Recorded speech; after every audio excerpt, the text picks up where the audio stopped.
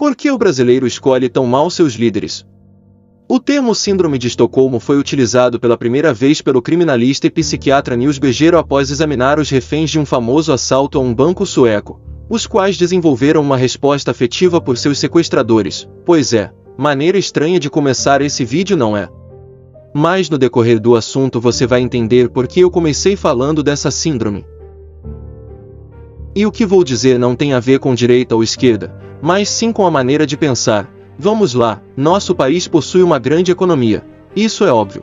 Não tem como negar que somos um país rico, principalmente quando se fala de recursos naturais e animais. Aliás, para ser mais detalhado, temos recursos que países de primeiro mundo não têm. Como por exemplo o Japão, que é bem mais pequeno. Para ser mais exato, o Japão é do tamanho de Santa Catarina e Rio Grande do Sul. De contrapartida, o Japão nos anos 90 chegou a ser a segunda economia mundial, sendo ultrapassada mais tarde pela China. Mas então como isso é possível? Um país com menos recursos naturais, minerais e territoriais conseguir ter uma economia bem melhor que a nossa? Bom, podemos enumerar muitas coisas que podem vir a ser um problema na nossa economia. Fazer uma correlação do que está errado e do que está certo. Mas o que quero destacar é a maneira como o povo pensa. Isso pode ser considerado algo muito subjetivo, mas vamos colocar em pauta os acontecimentos dos últimos 30 anos. Nos últimos anos aconteceu uma crescente na maneira de pensar que a pobreza se combate com a ajuda do governo. Gostaria de ressaltar que o governo tem sim a obrigação de conceder assistência àqueles menos favorecidos, mas isso está causando um grande problema, porque isso não soluciona a pobreza.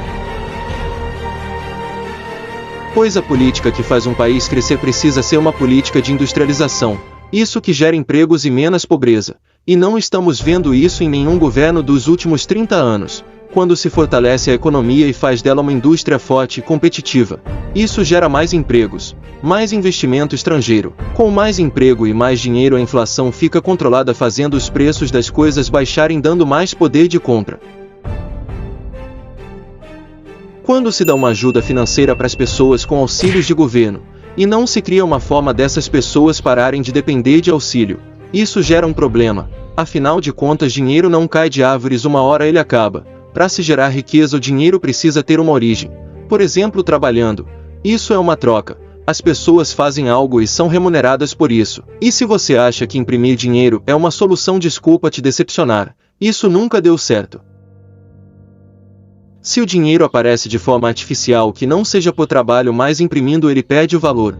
E isso gera inflação, desemprego, pobreza, miséria e várias outras coisas. A lista das consequências disso é longa.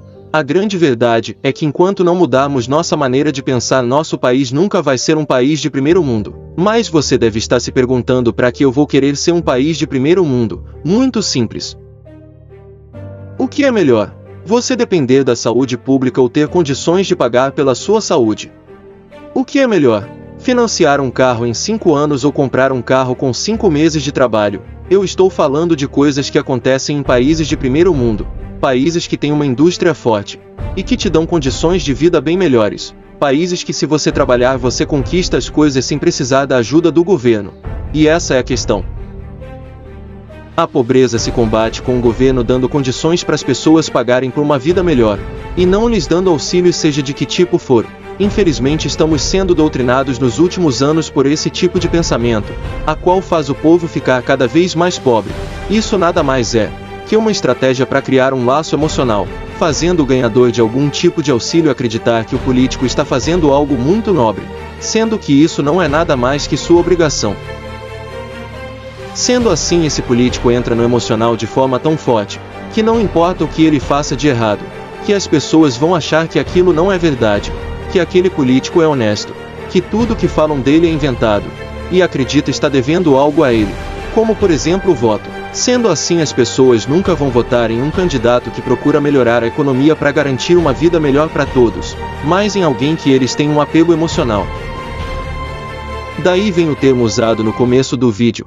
O termo Síndrome de Estocolmo foi utilizado pela primeira vez pelo criminalista e psiquiatra Nils Bejerot após examinar os reféns de um famoso assalto a um banco sueco, os quais desenvolveram uma resposta afetiva por seus sequestradores.